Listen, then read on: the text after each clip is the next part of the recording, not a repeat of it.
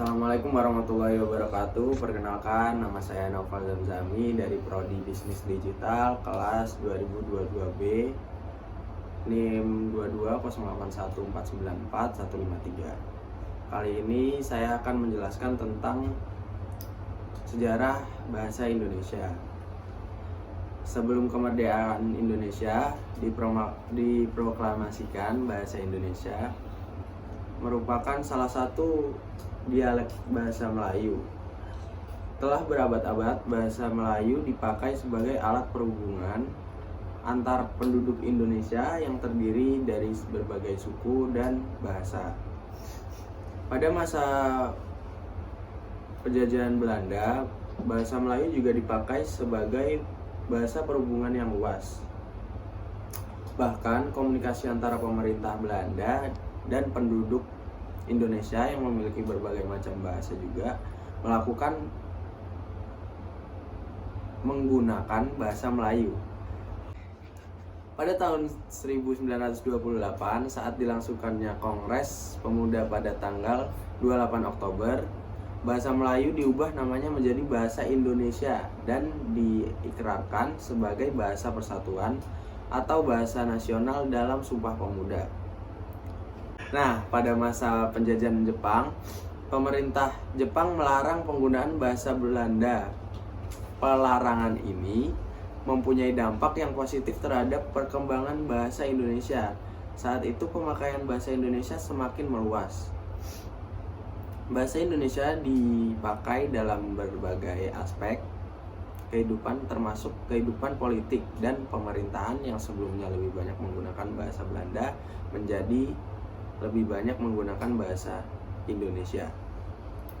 Setelah kemerdekaan Indonesia diproklamasikan pada tanggal 17 Agustus tahun 1945, pada tanggal 18 Agustus 1945 ditetapkan UUD 1945 yang di dalamnya terdapat pasal yang menyatakan bahwa bahasa negara adalah bahasa Indonesia.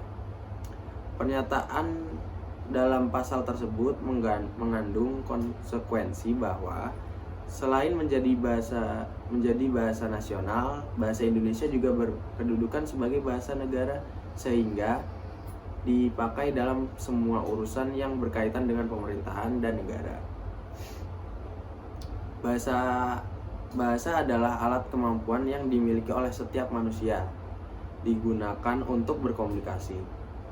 Bahasa Indonesia merupakan bahasa nasional yang mempersatukan bangsa yang digunakan untuk berkomunikasi dari berbagai suku yang ada di Indonesia. Bahasa Indonesia sendiri mengandung sebuah nilai kedudukan yang sangat penting, terutama bagi generasi milenial. Dalam sejarah disebutkan bahwa bahasa Indonesia lahir pada tanggal 28 Oktober 1928 yang kita kenal dengan Sumpah Pemuda. Pada saat itu para pemuda berikrar bahwa 1. Bertumpah darah yang 1, tanah air Indonesia. 2. Berbangsa satu, bangsa Indonesia. Dan yang ketiga, menjunjung bahasa persatuan, bahasa Indonesia. Ikrar yang ketiga merupakan pernyataan tekad dari para pemuda Indonesia bahwa bahasa Indonesia adalah bahasa persatuan. Pada tahun 1928 itulah bahasa Indonesia dikukuhkan kedudukannya sebagai bahasa nasional. Pada tanggal 18 Agustus 1945, bahasa Indonesia dinyatakan kedudukannya karena saat itu Undang-Undang Dasar 1945 disahkan sebagai Undang-Undang Dasar Republik Indonesia. Dalam Undang-Undang Dasar 1945 disebutkan bahwa bahasa negara ialah bahasa Indonesia. Sekian penjelasan dari saya. Mohon maaf bila banyak salah kata. Terima kasih. Wassalamualaikum warahmatullahi wabarakatuh.